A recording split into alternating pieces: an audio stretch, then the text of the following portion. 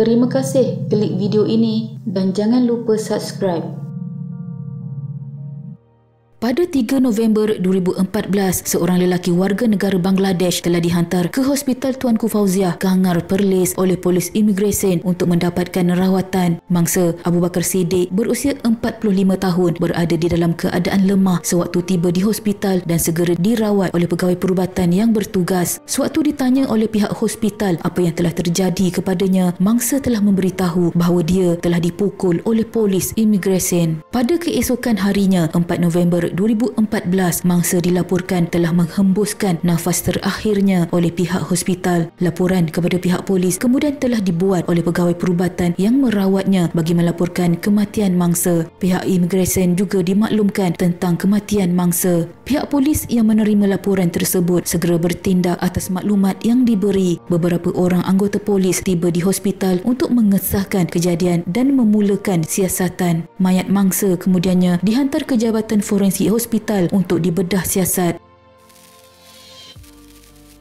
Pegawai penyiasat polis telah pergi ke pejabat imigresen Kompleks Kementerian Dalam Negeri Kangar untuk siasatan lanjut. Temu bual telah dilakukan bersama pegawai imigresen yang bertugas di situ. Dalam serbuan ini juga, setelah menerima sedikit maklumat, pegawai telah meneliti CCTV pada hari dikatakan kejadian yang telah berlaku. Salinan CCTV tersebut kemudian dirampas bagi dijadikan bahan bukti. Hasil siasatan pihak polis mendapati mangsa adalah seorang pendatang asing tanpa izin parti yang telah ditahan di lokap imigresen kerana tiada dokumen perjalanan yang sah. Ketika itu, mangsa telah ditahan bersama dengan beberapa rakan senegaranya yang lain. Kesemua mereka ditahan di dalam serbuan yang dilakukan oleh pihak imigresen dan dibawa ke lokap tersebut untuk sementara waktu sebelum dihantar ke pusat tahanan parti. Siasatan lanjut kemudian telah mendedahkan apa yang telah berlaku pada hari kejadian. Permulaan kepada tragedi yang dialami oleh mangsa adalah pada 23 September 2014.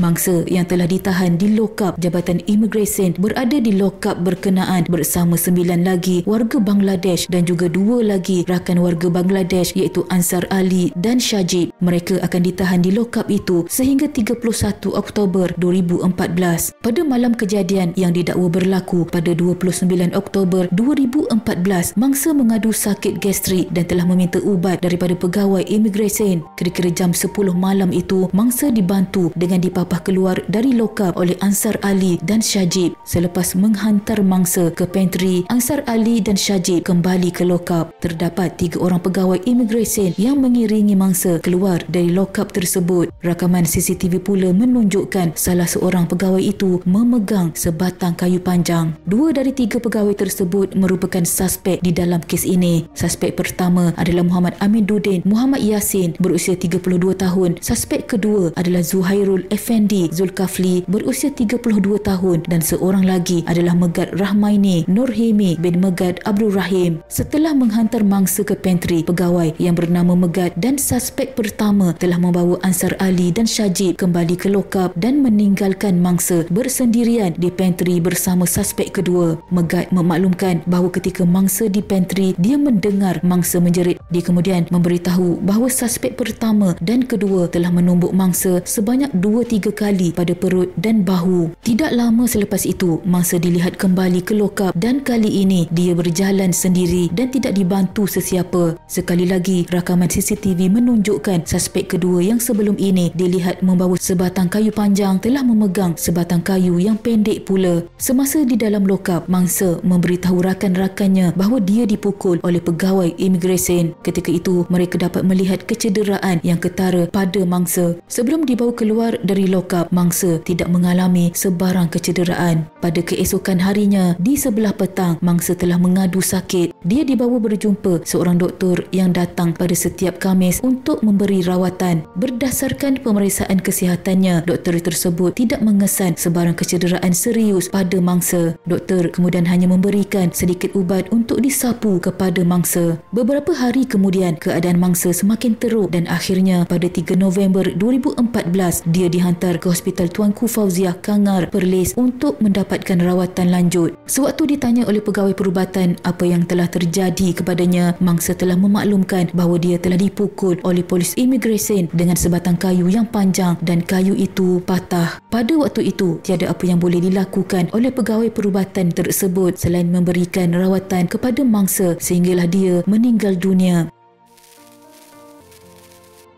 Hasil bedah siasat yang dijalankan ke atas mayat mangsa telah mengesahkan yang punca kematian adalah trauma pukulan tumpul berganda akibat kecederaan tisu lembut pada badan mangsa. Lalu pada 21 November 2014, kedua-dua suspek Muhammad Aminuddin Muhammad Yassin dan Zuhairul Effendi Zulkafli telah didakwa di Mahkamah Magistrate Kangar atas tuduhan membunuh mangsa. Mereka dituduh mencapai niat bersama melakukan bunuh dengan menyebabkan kematian Abu Bakar Siddiq 45 tahun antara pukul 10 dan 11 malam 29 Oktober di Jabatan Imigresen Kangar. Kedua-duanya didakwa mengikut Seksyen 302 Kanun Keseksaan dan dibaca bersama Seksyen 34 yang memperuntukkan hukuman gantung jika sabit kesalahan. Kes kemudian telah dibawa ke Mahkamah Tinggi di mana pada penutupan kes pendakwaan pada 1 Oktober 2015, Hakim Mahkamah Tinggi Yang Arif memutuskan bahawa pendakwaan telah gagal membuktikan kes prima facie. Oleh itu, kedua-dua suspek telah dibebaskan dan dilepaskan tanpa dipanggil membela diri terhadap pertuduhan itu. Pihak pendakwaan yang tidak berpuas hati dengan keputusan tersebut telah mengemukakan rayuan kepada Mahkamah Rayuan. Pada 20 Oktober 2016, Mahkamah membenarkan rayuan dan menyerahkan kes itu kepada Hakim Mahkamah Tinggi yang sama untuk pembelaan kedua-dua suspek dipanggil atas pertuduhan asal di bawah Seksyen 302 Kanun Keseksaan. Pada 26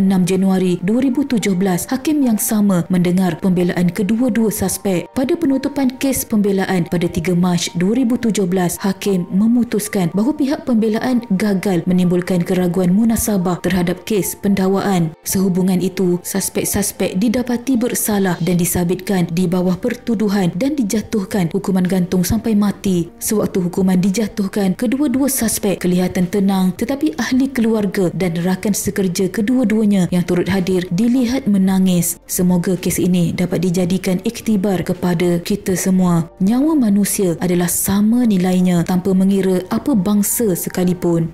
Sekian.